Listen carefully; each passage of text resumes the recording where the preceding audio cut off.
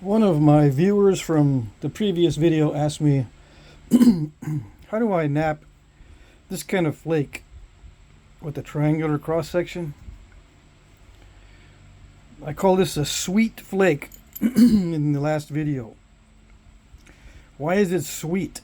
Well, the reason why I said that is because it doesn't need any modification in order to start cutting. And it stayed in one piece, and it's flat. There's three reasons. It doesn't need a modification. It stayed intact, and it's nice and flat. It's easy to hold and to use a flake that's flat.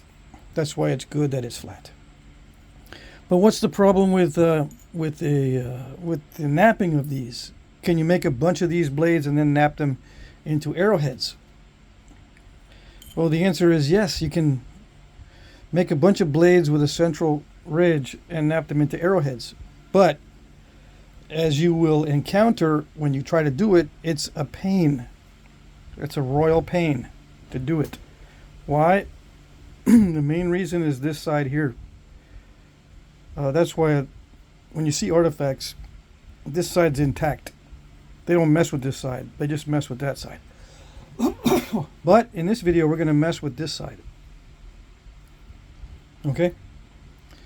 Now, the reason why you don't want to mess with that side is because you have a concavity on each side. And it's an uphill battle. Two bad things when flaking. When you flake into a concavity, you get a step fracture. When you try to flake uphill like this, you get a step fracture. So in two ways, you get a step fracture. So when you try to knap something like this, the flakes do not travel at all. So what you got to do is, first of all, get rid of this ridge somehow. You can either, run a long flake along it somehow with some kind of technique. Usually with pressure, you can pressure flake that ridge off to make it more convex instead of concave.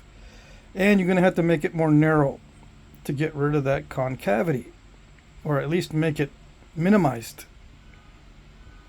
Right? Now, the artifacts in the past, they show that they maintained this ridge because it's pointless in many cases to try to knap through that.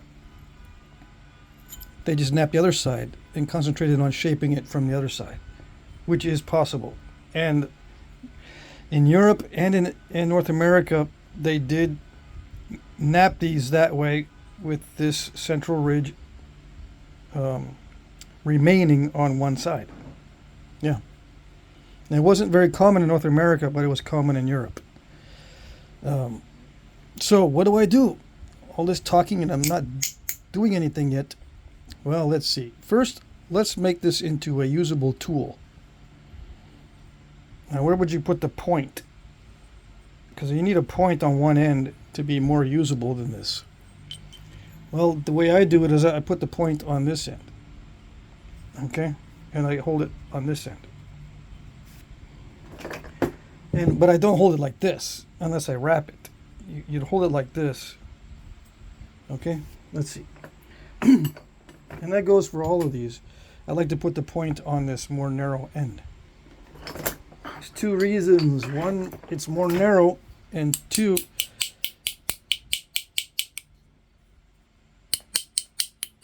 it's really, really thick, so it follows the logical course of knapping the worst first.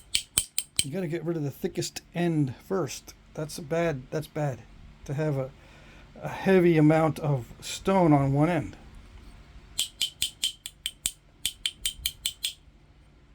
Let's see. Let me get out the proper tools that I like to use. Proper for me. Let's see. For you, it could be something else.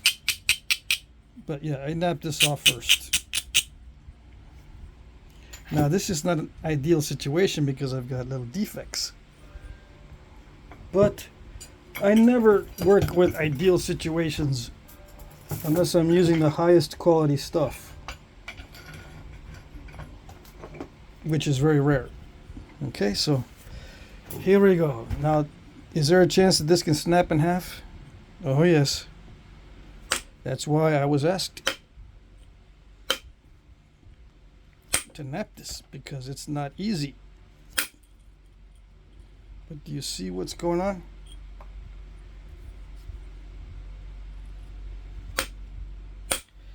And you can't use too much force because it will snap in half. Okay? Cannot use too much force.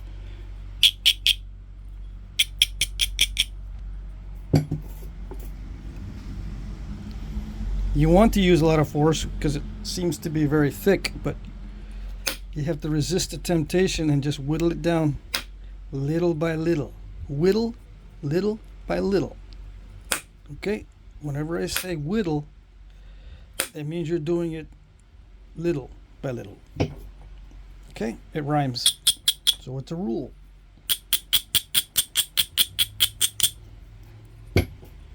So just whittle it down. Okay? Once you get the hang of it, it can be done fairly quickly. Easily, no. Because you are depending somewhat on luck. I'm hitting above center line into the mass of the piece, which requires a little bit of luck to not break it. How do you not break it? You don't take much off. You just whittle it.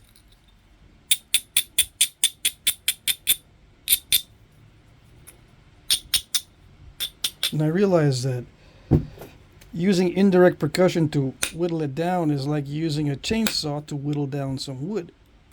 Yeah, I know. There can be a lot of shock when using any percussion technique. Some stones right now, by now, some stones would have already snapped in half. Yeah.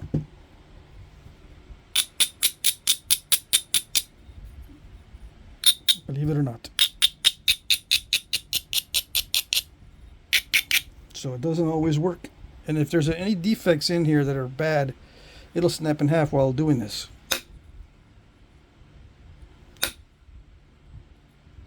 But you just do it little by little.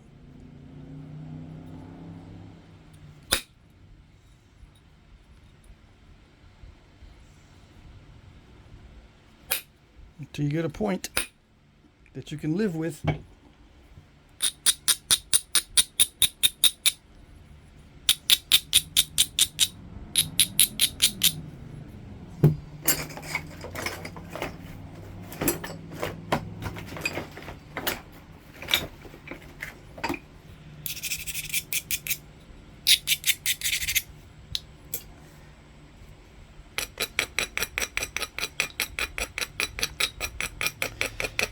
Yeah, and as luck would have it, the sun started shining right as I started napping. Hold on.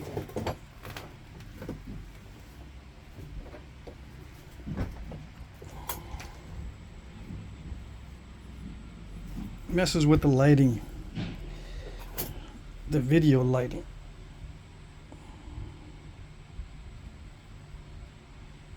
Okay. Alright, this is the sweat stage because it can break. I'm going to be using a little bit more force.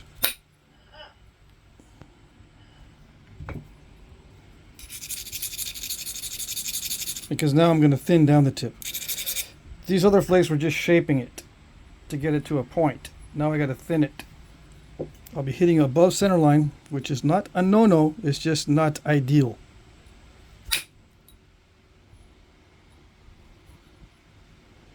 And I'm holding onto the flakes so you can see. It's not because I'm applying support. Usually these flakes would just be flying off freely, but I'm holding on to them so you can see. Okay, I'm holding on to them so you can see.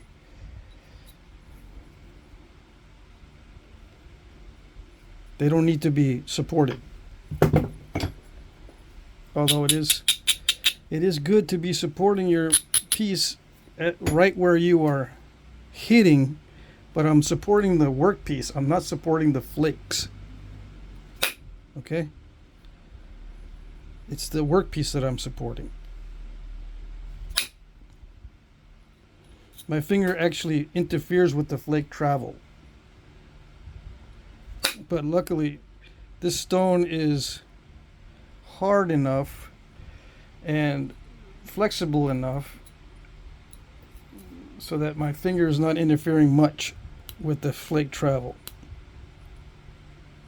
But just having my fingers there does interfere somewhat with the free travel of the flake. You might have heard otherwise, which might be true otherwise with some other people's techniques, that they actually try to use support to run their flakes. Yeah, it might work with their technique, but it does not work with the way I do it. It might work with the way you do it. The funny thing is, you might believe it helps you when it actually doesn't. There's no way to know for sure unless you don't put support there and then try it. Try it without support and see if you can get the same flakes. And be open-minded about it, because you can sabotage yourself and say, no, I tried it, but it doesn't work. Well, did you sabotage your attempt? Because you don't want to see the results you don't like? Because that is possible. You can sabotage your results because you don't want to live in a world where support doesn't matter.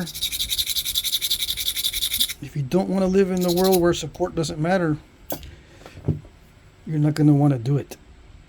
And your subconscious will sabotage you. Yeah.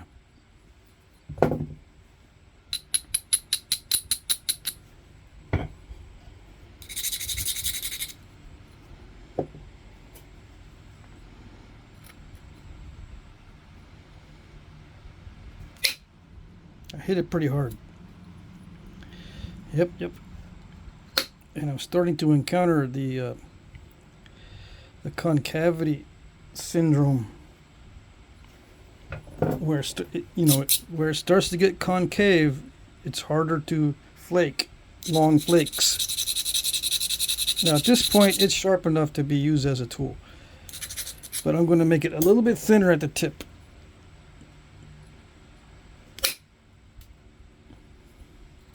But this will give you some insight into what I'm going to do in a minute. I'm going to be creeping in on this ridge using this kind of technique. Okay? Because you can see how it's convex there where the ridge is. If you hit the ridge that is convex, it will follow that ridge. But you've got to watch out, because the beginning of that ridge is not convex down here. It's still scooped out a little bit. You've got to reduce the width in order to get to the point where the ridge is entirely convex. Even though the sides down here are concave, the flake will follow the ridge if it's convex.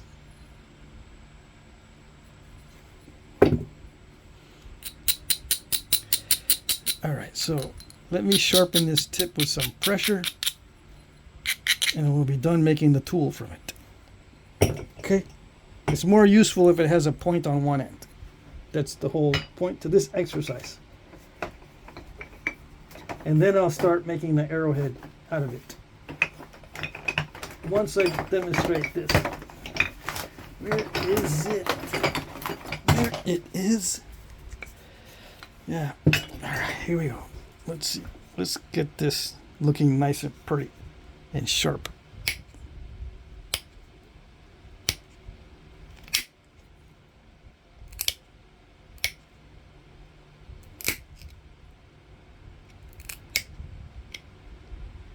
Just some crushing there. See that? Oh well.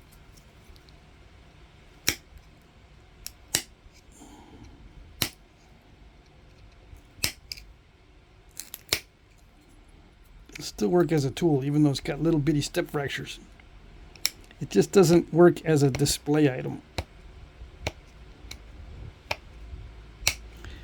People don't like step fractures in their display items. No. Well, I don't either. But it doesn't matter if it's just being used as a tool. Doesn't matter too much.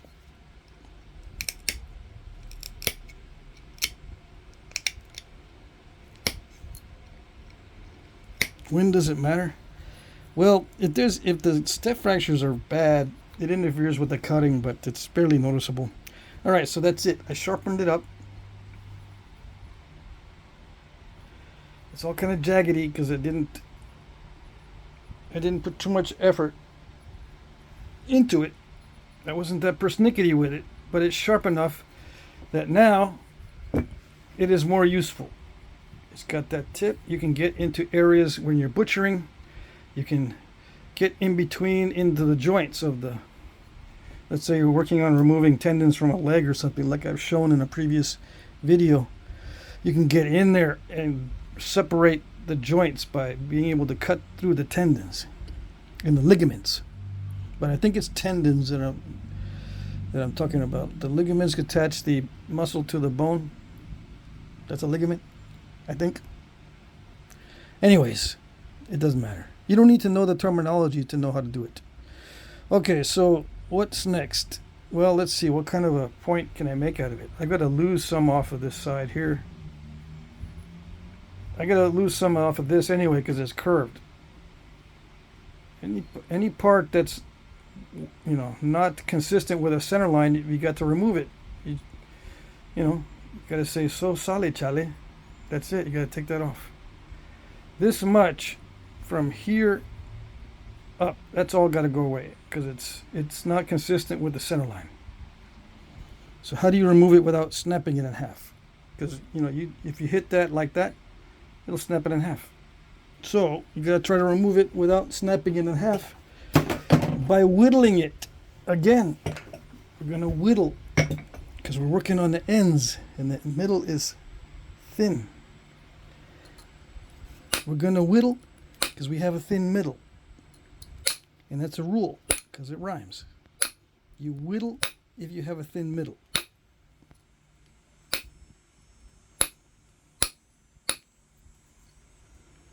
So here we go.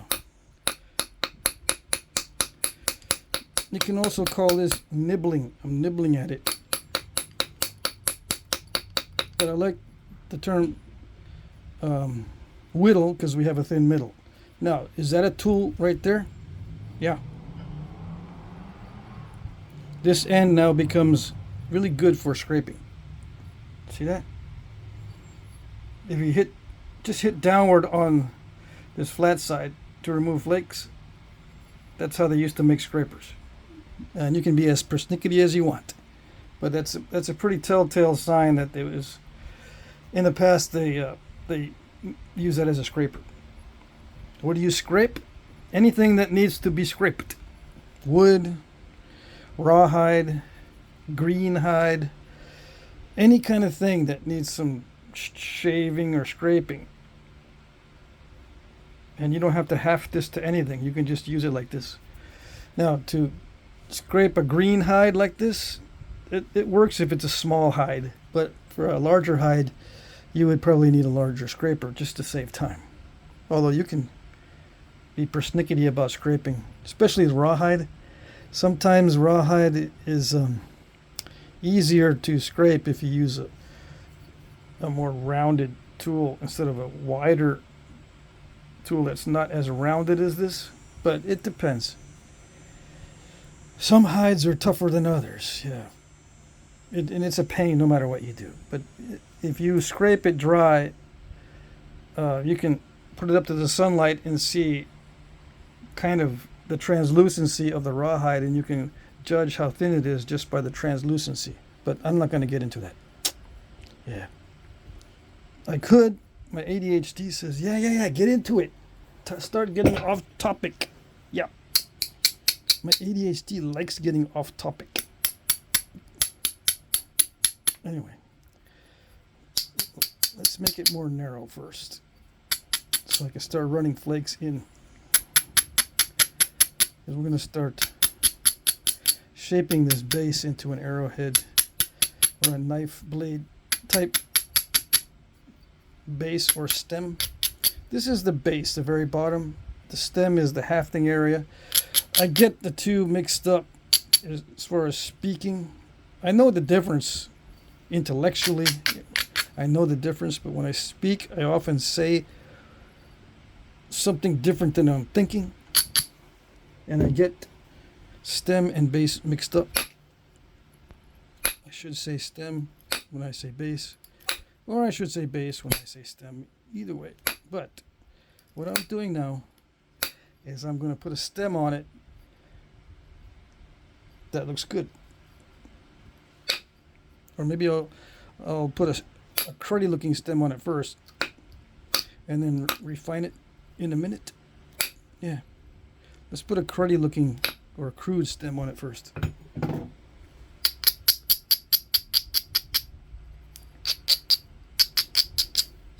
And then we can refine it.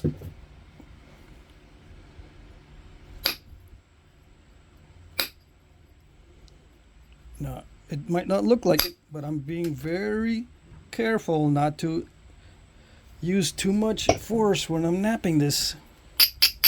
I'm still whittling it, little by little, because it has a thin middle.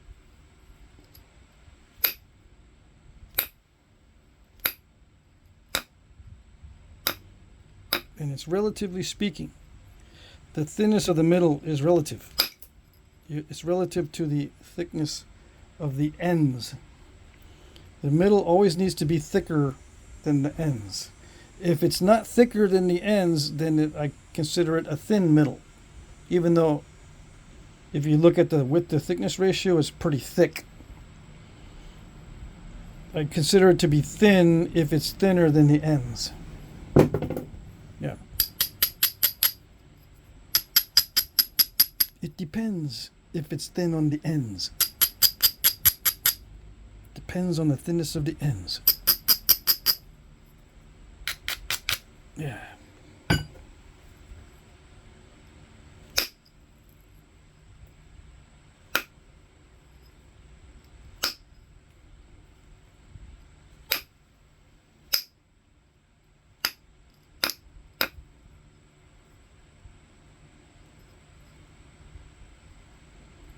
Is it sufficient to haft? It's almost sufficient to haft. Hold on.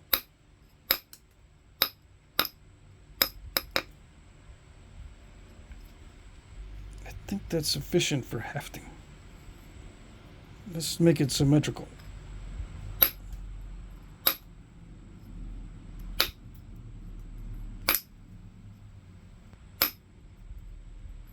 Hafting requires a little bit of symmetry.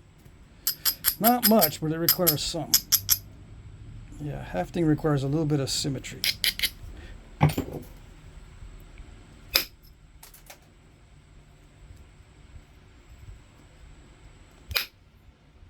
Not like that.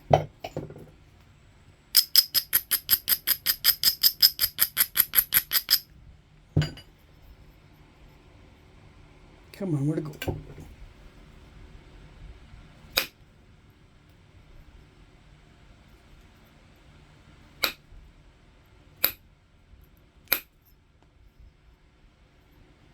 Little by little. I could be doing this faster and removing thicker flakes, but I'm on the end, so just little by little. It's got a thin middle.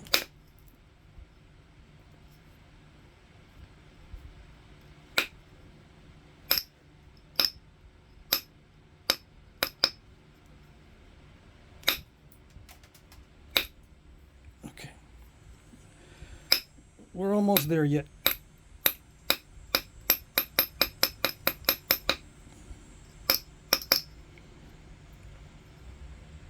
Yeah, I consider that crude, okay? It's sufficient, but still crude. Now, what does it look like when I put it into a knife handle? Well, let's see. How about one like this? That's the handle's too big. How about like this? The handle's too small.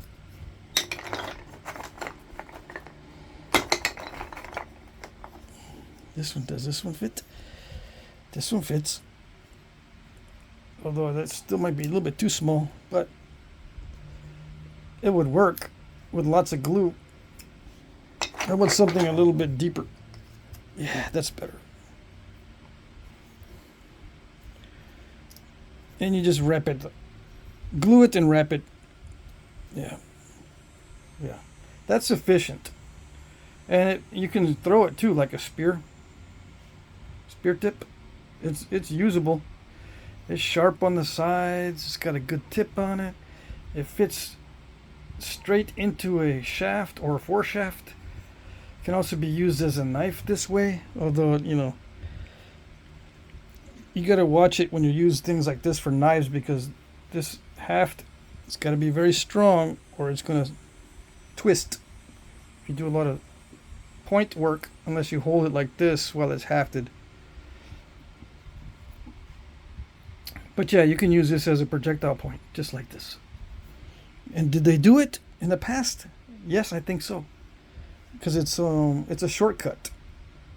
Only took me 26 minutes and I explained it all. So it would take me half that amount of time to get here normally without explaining. So 13 minutes. The thing is, the trick is, can you make a bunch of these blades flat like this and not curved like most of them? You know what I'm saying? Most of the flakes are curved, either this way or the other way. So it's not that easy to make something like this. As far as blade, the initial blade goes. So how do you make an arrowhead out of it? A good one, not nasty like this. All right, let's see. I gotta take away all this sharp edge. Okay, so don't cry. I gotta make it more narrow, so don't fuss.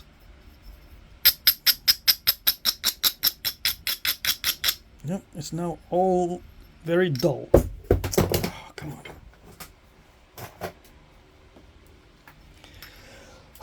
Here we go. Now keep in mind, it does not want to be an arrowhead. Nope. It tolerated being a blade, but now it's not going to tolerate being an arrowhead. You've got to coerce it with lots of force and take some risks, because it might not tolerate what you're doing.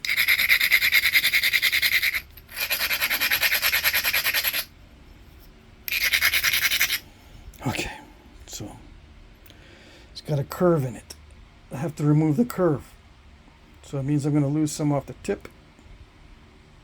Maybe not, I'm not going to lose much off of here because the center line is right there.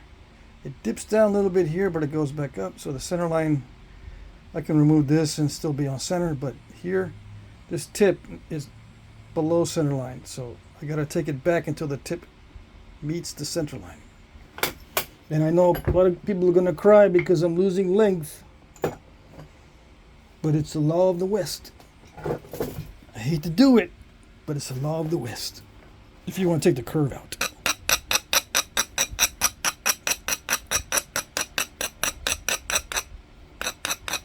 If you don't care about the curve, you could have stopped a long time ago.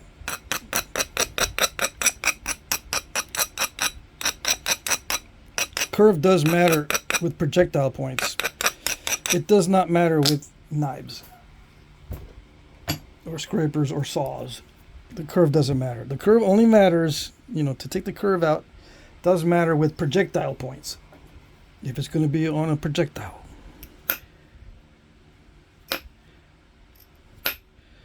Is there instances where the curve does not matter on a projectile? Yes. And in my opinion, it doesn't matter too much if the projectile point is short. It doesn't matter too much.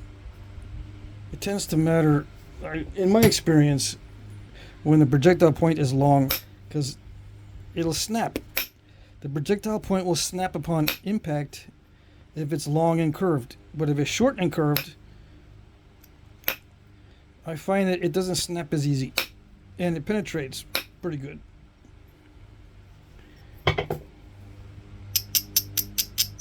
But it's got to have a strong haft, because it's going to want to follow the curve. If it's curved in a certain way, it's going to affect the penetration.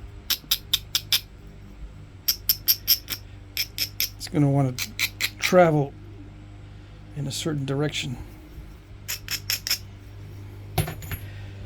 you know, with the curve. Anyways, one of these days I'll show everything in tests. I'll do the testing. I have a hard enough time trying to do my normal stuff. I gotta make a kit, a bow and arrow kit for this season coming up. I'm gonna make a series of videos on constructing and shooting short bows and stuff. Yeah.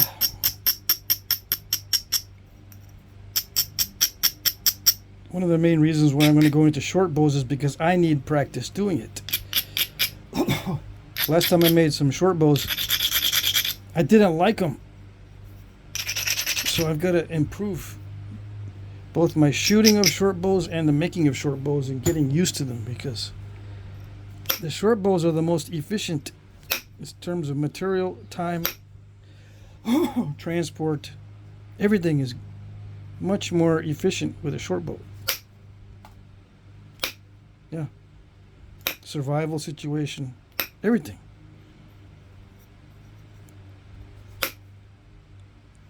If you get good at short bow stuff, it's very beneficial, I think.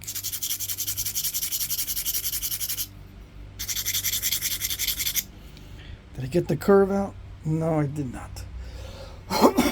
Let's see. I'm going to knock more off that tip.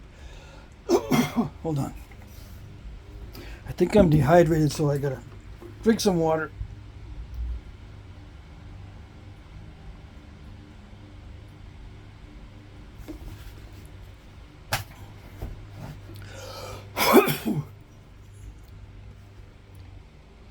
Yeah, that that phlegm does not clear out very easily when I'm dehydrated.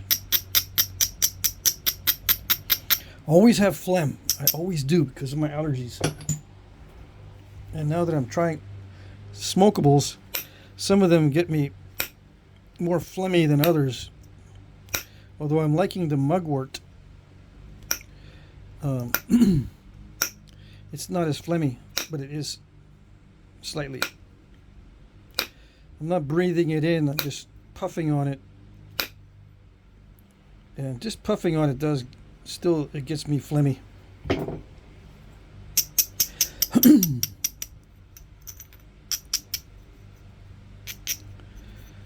All right. I had some this morning. Yep. I had some pipe time this morning. Yeah, and the mugwort doesn't give me brain fog. So it's like number 2 on my list for smokables, but it's slowly creeping up into the number 1 spot, because silky dogwood's my favorite, but it gives me brain fog. So far, the mugwort does not give me brain fog. So far, but we'll see.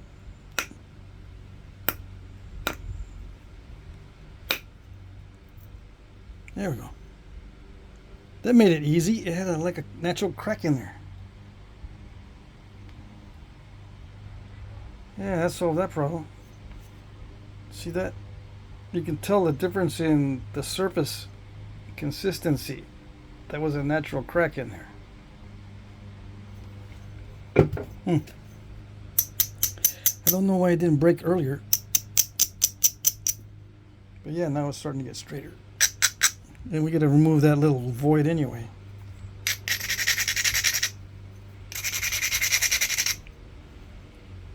So, let's see.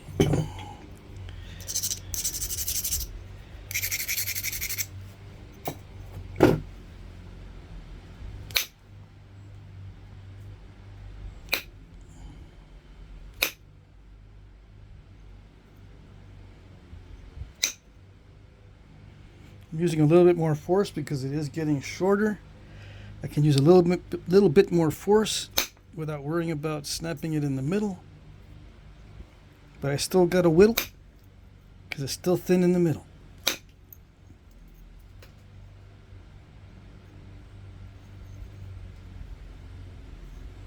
All right, now is our chance to use this ridge to run another flake. Okay.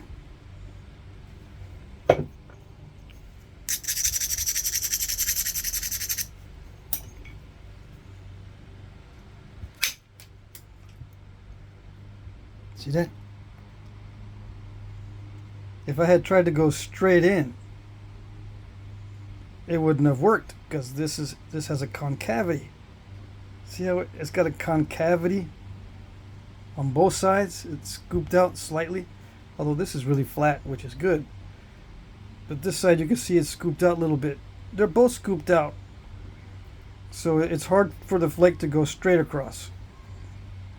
There's got to be slight convexity. If there's a slight convexity, then yeah, it has no problem running up that hill. But we trick it by using the convexity of a ridge. It's much easier to get a convex ridge. And you'll see in a minute. As I remove some more of this, that ridge becomes convex. Okay, so now that ridge, it's convex until it hits that very tippity top.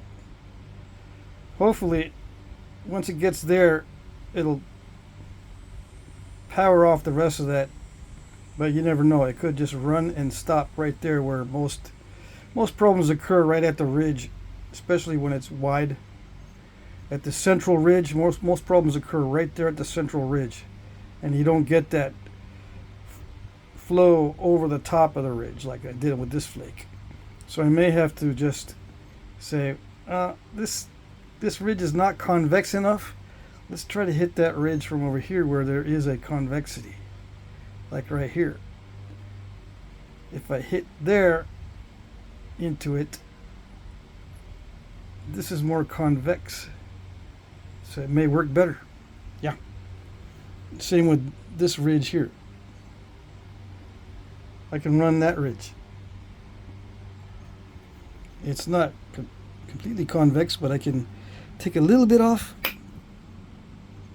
and now it's more convex. Take a little bit off the bottom of that ridge, and you can be done with this abrader. As long as your abrader removes a little bit of flakes.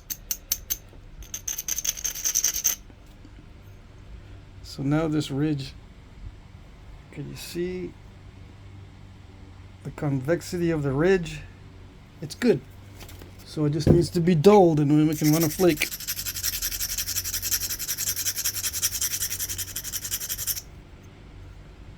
Okay, it's dulled.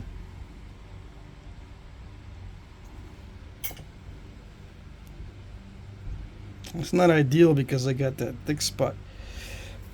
I got that thick spot right here. I'm not going to hit the thick spot to go this way. I need to hit that spot. But see how it's dipped in? You don't want it dipped in like that. You want it straight across or a little bit bulbous. So let me take this away. In a perfect world, you don't want to take chances.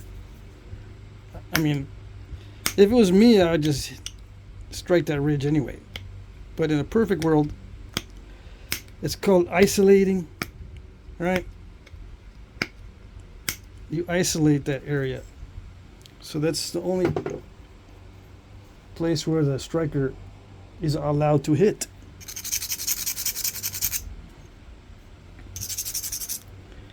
If it hits the other parts, it's not going to be as effective. If it hits the sides of where you really want it to hit, I really want it to hit exactly right there and run that ridge there. You don't want it to hit there and go this way, although it can be done. You want the most direct approach.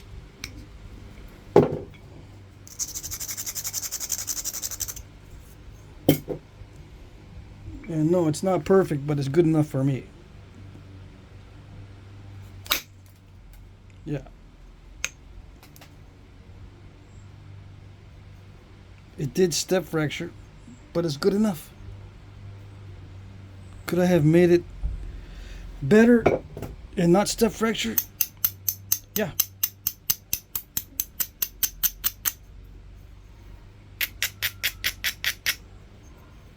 Could I have made the edge better so it wouldn't step fracture? Could I have been more careful about the convexity? Could I have been all that kind of stuff? Yes, yes, yes, and yes. Do I care? No, no, no, and no. I don't care. Because I can do that. Okay, are you getting the idea? No? Still not enough detail? Still not persnickety enough? I know. I know, it's never enough.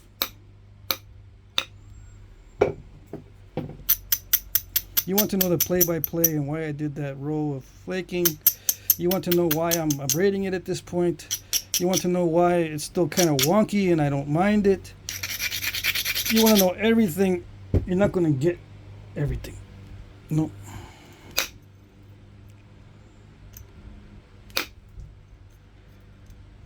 A lot of times I don't even know. And my ADHD doesn't help either. Because sometimes I'll do something that's I don't need to do, but I see it needs to be done, so my ADHD says, do that first. Do it first. Do 100 things before you can do that one thing. Kind of mentality. So it's like a brain abnormality. A lot of times I make choices based on a brain abnormality, not reason or logic. It's because I just want to get something done first before I do other stuff for no logical reason other than it bugs me if I don't. Okay?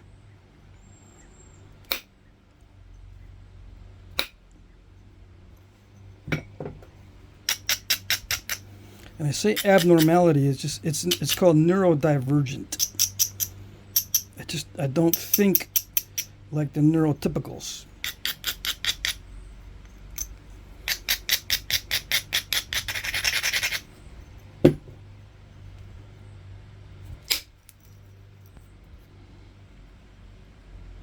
Now the neurotypicals can pick up on what I'm doing pretty easily.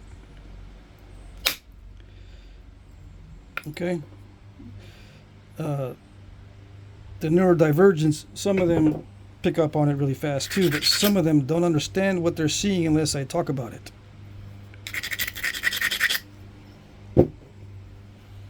There's all kinds of different learners out there.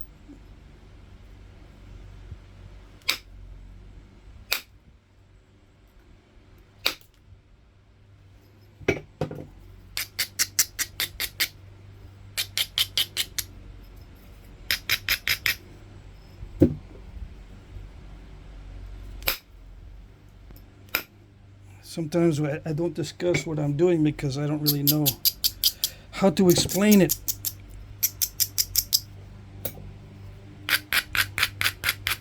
Do I have something in my head?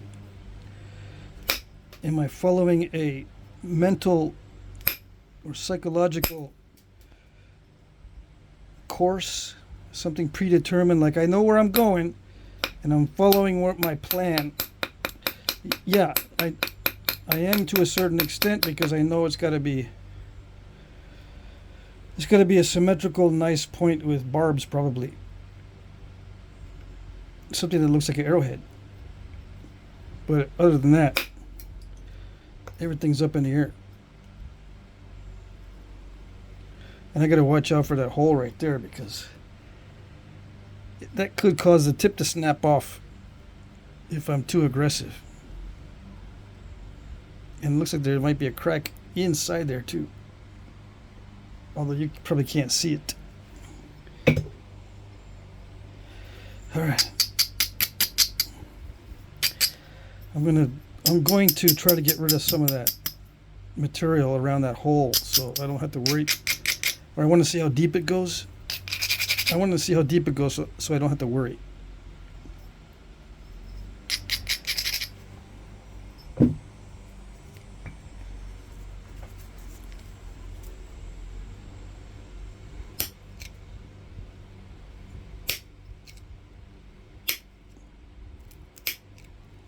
Take some off of this side first.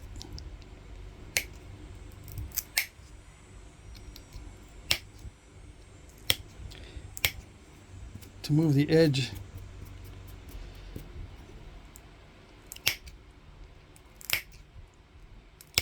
toward that way.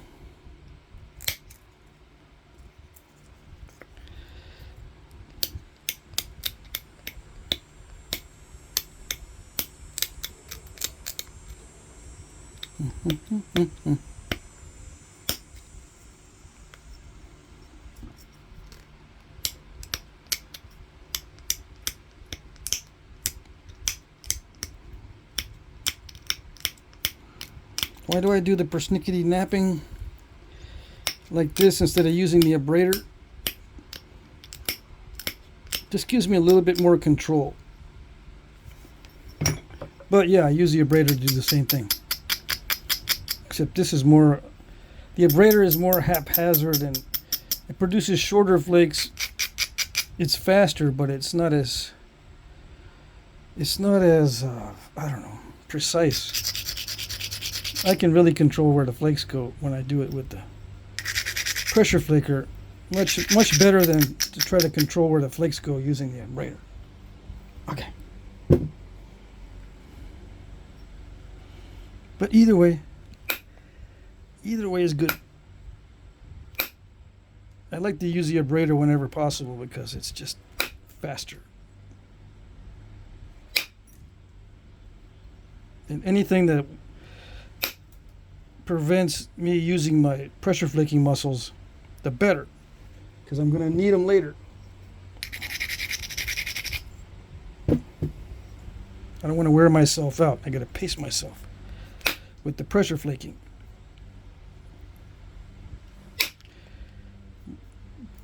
The worst thing that can happen is to wear myself out during the most important, or before the most important pressure flaking comes up. When is the most important pressure flaking? During the final finishing. The final finishing is the most important. And that's when you cannot be fatigued. But that's when everything is usually, that's when all your muscles are usually tired at the end. Right when they're not supposed to be tired. If you want to do an effective point. Or if you want to proceed in an effective way when finishing the point.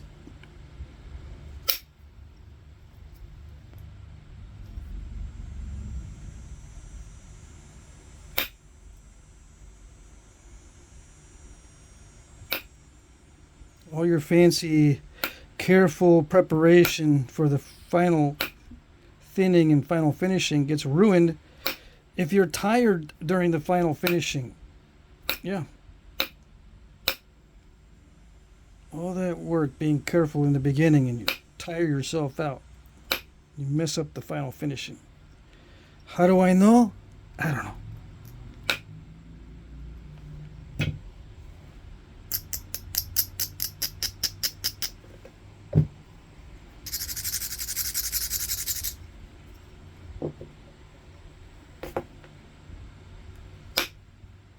No, not like that. Yeah, like that.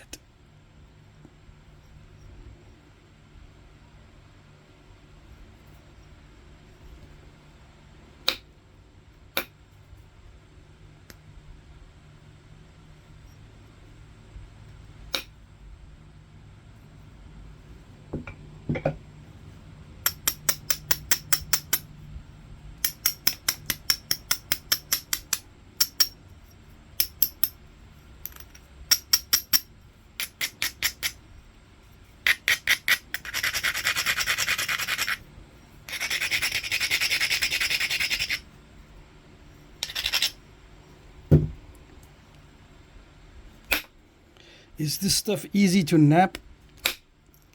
Well, it's not too bad actually, but it's hard to predict the endings of the flakes, which means I get a lot of step fractures unexpectedly. You know, I'm trying not to send these flakes too far. Once in a while I'll get a step fracture even though I'm trying not to send these flakes too far. The further I send the flakes, the higher the chance for step fracture. Especially on this flat side.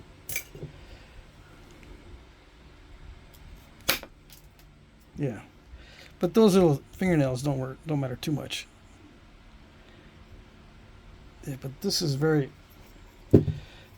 looking very flakery on the flat side. So a lot of times back in the archaeological record, you'll see artifacts that they don't even mess with this side. And they don't mess with the other side. They just trim around the edges. They don't mess with the flake, except they just trim around the edges and maybe put a point on it. And then put a crude stem. They don't send in flakes across these areas on these types of blades that you start out with. But I'm going to mess with it just to show you what happens and what you can do maybe to clean it up. But I don't recommend it for beginners. It's one of the hardest things for beginners to do, is to clean up these faces that have either the flat original surface or a ridge. It's one of the hardest things for a beginner to do.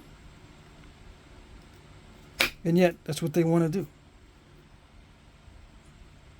Beginners have a way of knowing exactly what's the most difficult thing for them to do, and at the same time want to do only those things. It's funny how beginners are.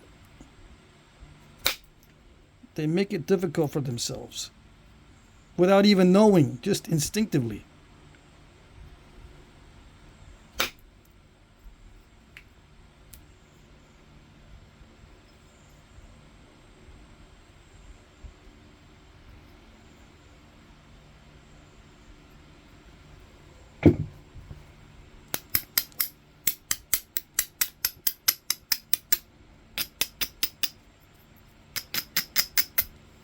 So what's the easiest thing for beginners to do? Trim around the edges. That's it. And then eventually work your way in. And then live with the step fractures for a while.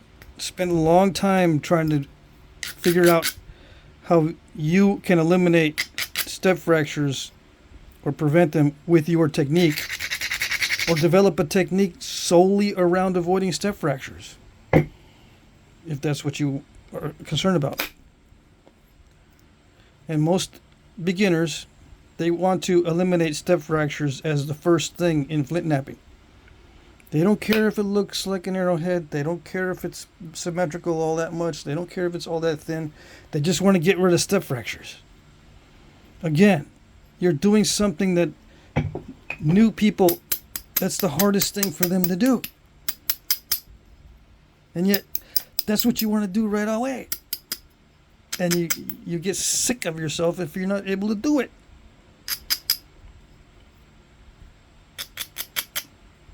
You're making it too hard on yourself.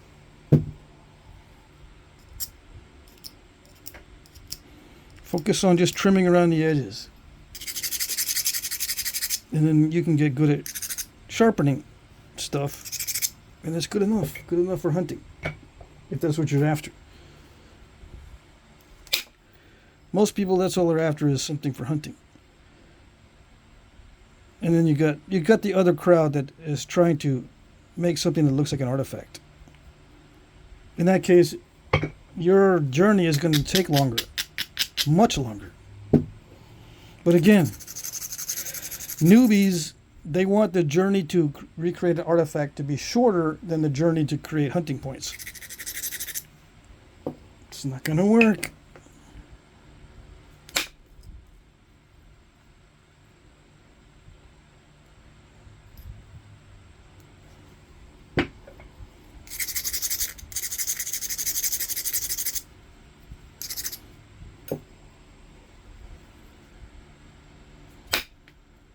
And part of the journey that the newbies are thinking of, not only do they want that journey to be short in the creation of replications of artifacts, in the creation of replicas, not only do they want that journey to be short, they want to be able to use the tools that were used in the past.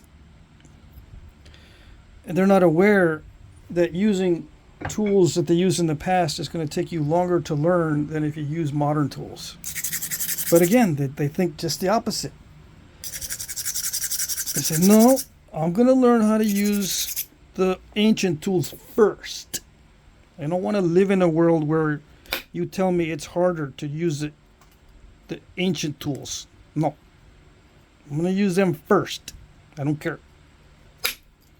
And then they get all upset that they can't do it. Can you transition from modern tools to ancient tools? Yes. Don't worry about not being able to transition. You will be able to transition from using modern tools to ancient tools. Don't worry about it. Just worry about getting some of that muscle memory going so that you don't have to keep constantly thinking about the knapping. If I had to constantly think about the knapping, it would drive me nuts. Yeah. Completely nuts.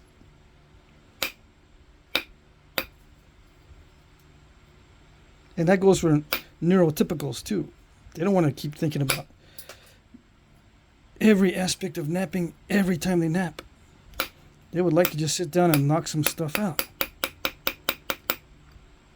while listening to their favorite tunes and having a conversation with their buddies, or just do it on the side whenever there's a free moment, like, ooh, the kids are taking a nap, or ooh, they're with their grandparents, or I got some time here. I'm on a break at work. Let's park somewhere in the truck and start napping. I got my toolkit with me. I got some rocks. I'm gonna park over underneath this tree where no one is around to be bothered by my little clicking and tappings. Yeah. You don't want to have to worry about, oh dang, I got to think about every aspect of napping. I just want to take a break.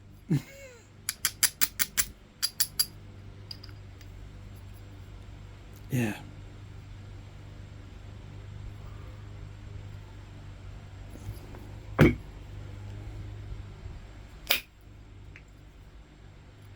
Build up that muscle memory with the modern tools. If you can't stand modern tools, all right, fine. I understand that you can't stand modern tools. All right. You don't have to use them. There's nothing that says you have to do this or have to do that. I'm just letting you know. Maybe it'll save you some frustration because you'll know that you're going into something very difficult. So, believe it or not, knowing how difficult it's going to be can put your mind at ease somewhat. I know it doesn't make sense, but that's what happens. You go, okay, I understand this is going to take forever for me to learn it this way, but I'm ready. And there you go. Your mind's at ease. And you'll make better progress. Yep. All right.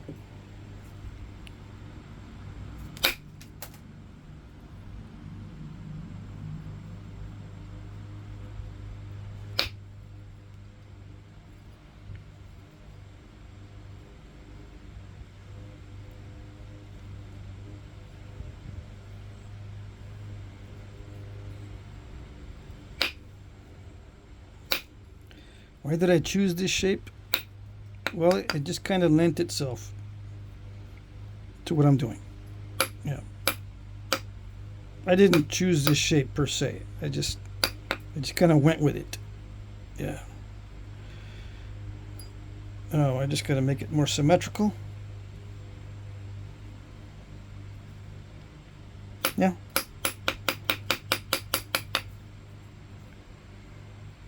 Yeah, that's it. And then I can sharpen it up. I don't need to worry too much about anything else. There's a step fracture right there, but it doesn't bother me. I know it bothers people, but let's see if I can pick it out. I would just leave that in. But let me see if I can pick it. I might be able to take that out.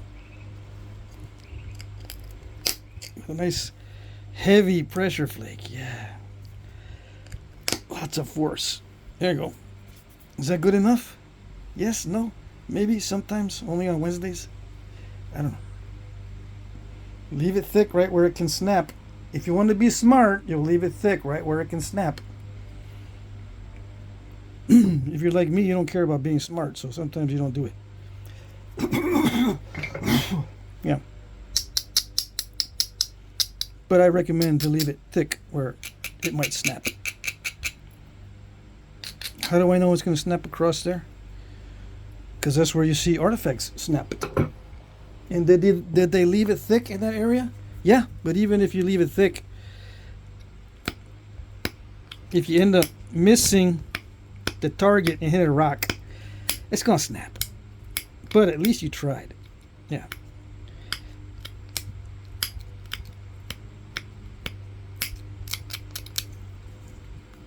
At least you tried to do the right thing.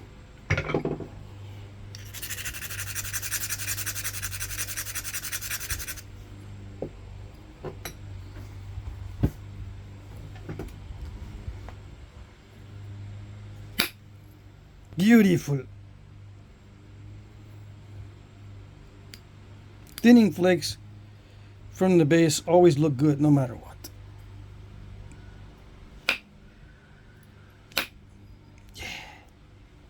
Even if there's a slip at the end.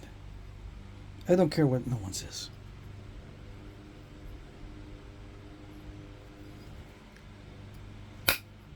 I don't use proper grammar. I don't care what no one says.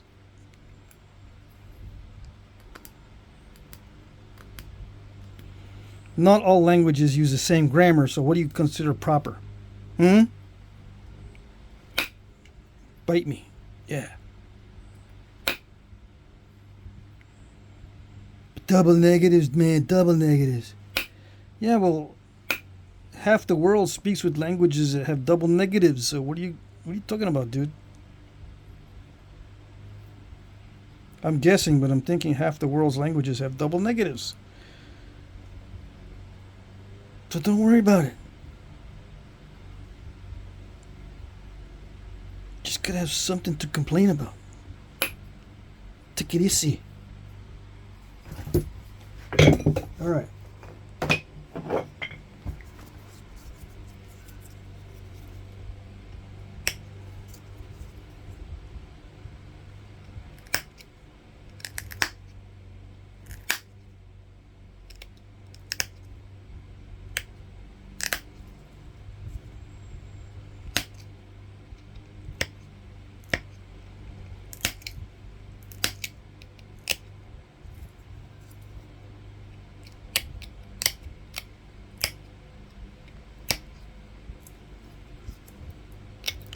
Okay, so now we're winding down.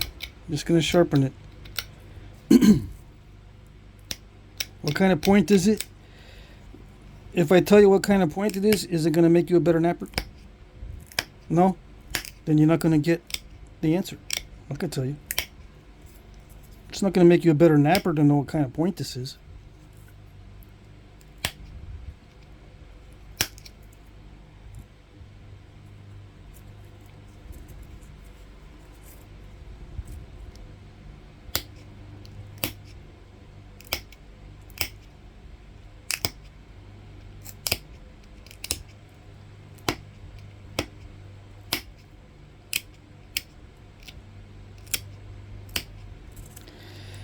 Yeah, by knowing what kind of point this is, if it matches anything in the archaeological record, by knowing that, you just seem to be smarter than I am. It's not too difficult to appear smarter than I am. Nope. I'm not that impressive.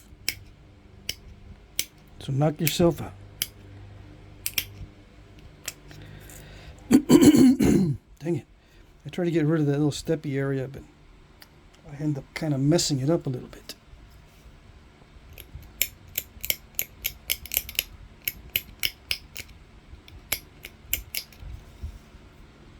Yeah.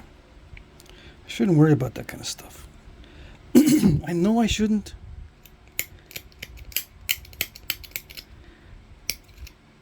But I just try it anyway.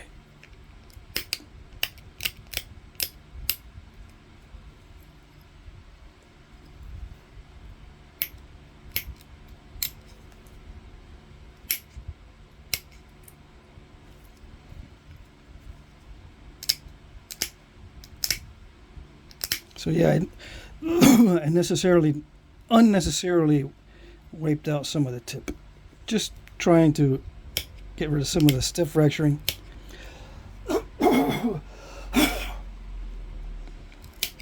Okay.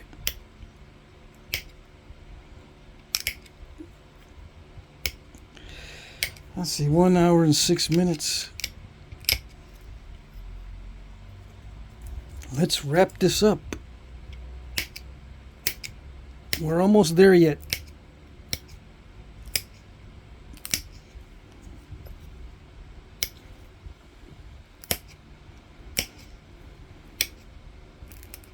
Okay, come on. Yeah. Excuse me.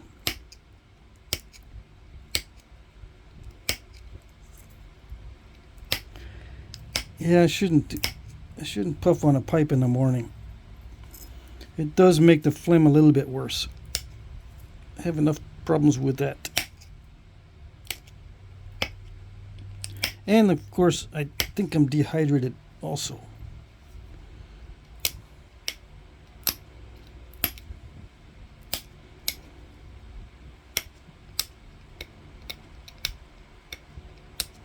Why? Because I haven't gone to the store to buy my favorite water.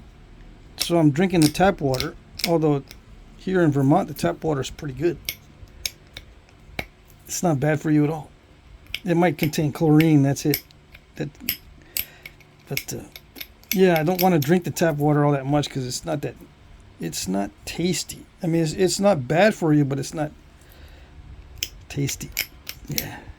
Anyways, I'm spoiled. But that's all I drink is water, as far as drinks go. No more tea, no more coffee, no more sodas, no more diet drinks, no more energy drinks, no more dairy, nothing except water. So I'm a little bit picky on the water.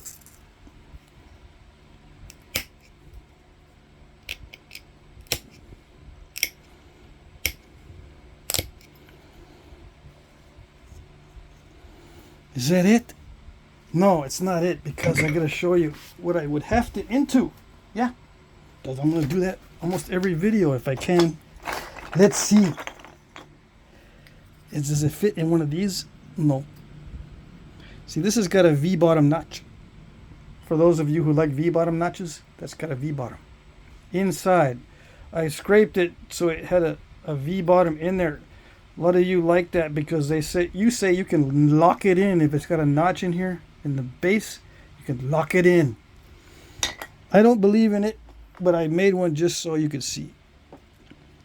Yeah, that fits, kind of, sort of. It's too short. I need the wood up a little higher.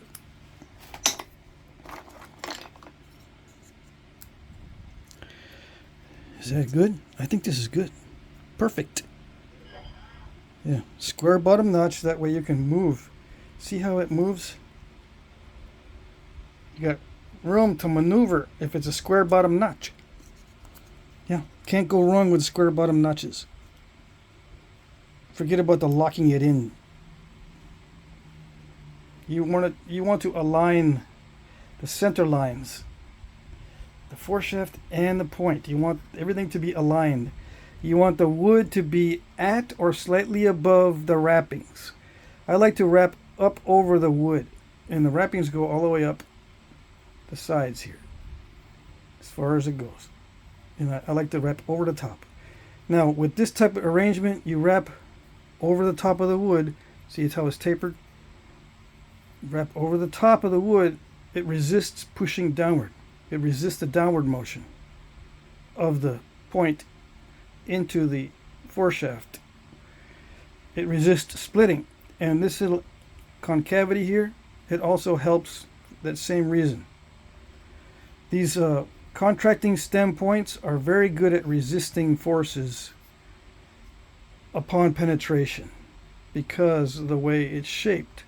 It constricts itself as it's being driven. It actually makes it tighter on the wrappings as it's being driven in this way. Of course, they wrap below the point, below the notch as well. But the contracting stem works very well for resisting the penetrative forces that, it resists splitting the foreshaft or the shaft. Okay, it just doesn't resist being pulled out. It pulls out real easy. So, sometimes it'll stay within the wound of the animal if it's got barbs.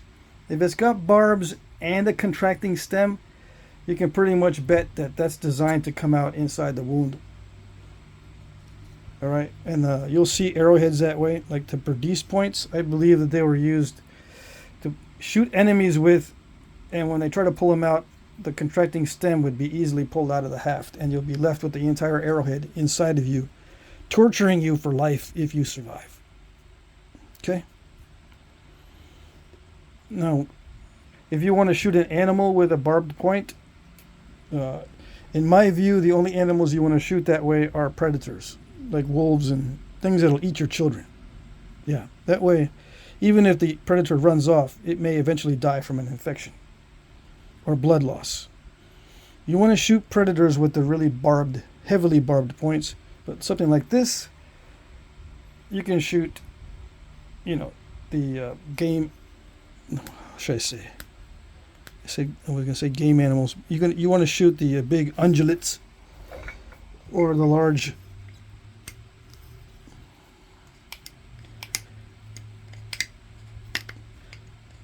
animals that are vegetarians. They're not carnivores. There it goes. And I think they're called ungulates. I'm trying to remember. The things that just eat grass and that's it. Or just vegetables.